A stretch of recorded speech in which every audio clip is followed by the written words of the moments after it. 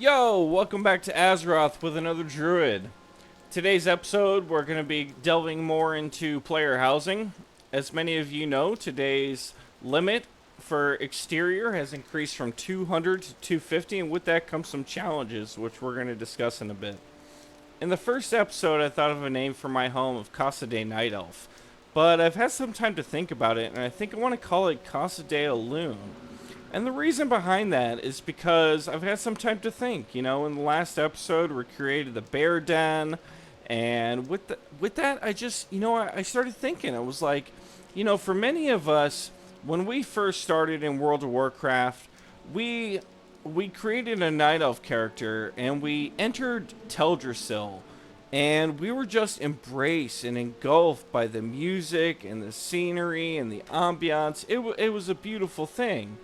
But since then, we've had some tragic moments, let's be honest. We had the burning of Teldrassil. We had the death of Elune. We had that moment that Tyrande and Malfurion kissed and were reunited. It was beautiful. But it's been a hard journey for us, and we need a retreat. We need something to go back to now that Teldrassil's been burnt down. I mean, we could go back in time, turn back the Chromie time, and go to Teldrassil before it was burned, but it's not the same now. We live with that PTSD of Teldrassil being burned down by Sylvanas. Like, come on, it was rude. So I want to build something different. I want to build a home, a retreat for Night Elves to come back to since we can't go to Teldrassil. I have the bear den, which I want to make better. I want to create a feral room for feral cats. I want to create a moonkin room for, I don't know, we'll have some moonkin hangers, something, for moonkins. We'll have the restoration room. I just want to make it a house, a retreat for night elves. But since we got that increase today, I had to make some changes on Casa de Loon. As you can see here, we've built a platform. I was figuring, we got this raised home on stilts. It's beautiful. Look at it. I love it. We got the treehouse. We got the flowers at the bottom. It's awesome. But we also have this fantastic view. I mean, look at it. We got the waterfall there. We got chairs now that we can sit in and enjoy it. We got the only lighting that exterior offers for now. So it's awesome. I did have to remove some things. We had that Gilneas carriage that was down here before. That's gone. We had some we had a lot of flowers at the base of the tree. Had to remove some just so we could have a full platform up here. I also added this telescope because let's be honest, a night elf wants to look at the night sky. They want to look at Elune and just enjoy her beauty. But because of these ever-increasing limits that we're all learning to know here, just like with the outside and having to remove in order to add, our homes have to be able to accept these changes. We need to think in advance what we're going to do.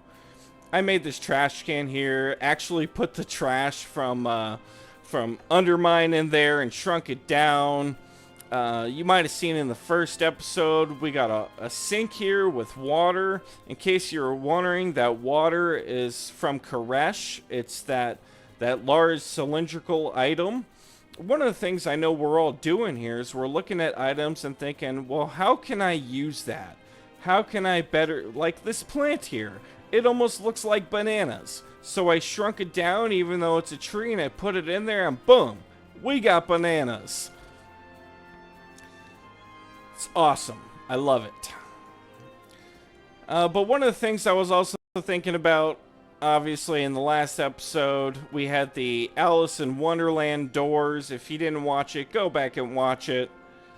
But you'll also see here that we have these doors that just keep on opening. It's ridiculous. I don't know why I did it. I thought it was fun. Now it's kind of annoying. Who knows? Exactly. Case in point. Thank you.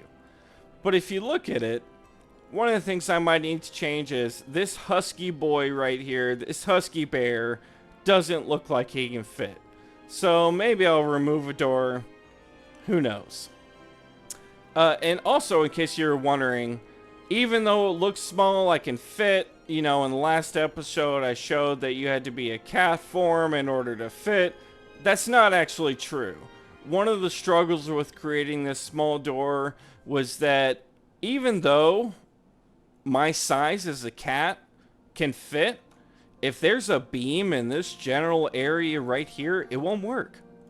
One of the things to keep in mind as you make your builds is the height and size of an area you can fit through is based off your character. So as long as your character can fit through, anything can fit through. But we want to make some additions to the bear den. You know, we want to add some flowers onto these trees and maybe the lattice there. I don't know, maybe some lighting or something inside the actual bear cave there. We'll see.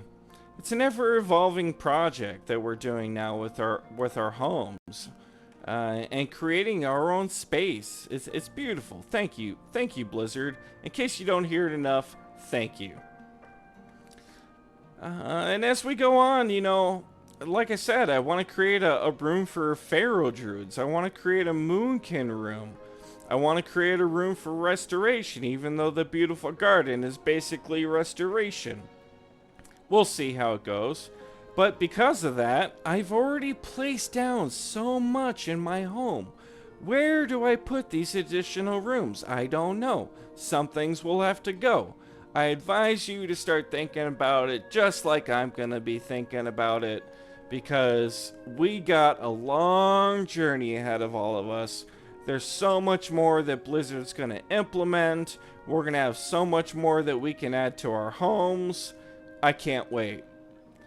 Anyways, thanks for coming back. Thanks for stopping in at Casa de Alune. It's your boy, another druid. Take care.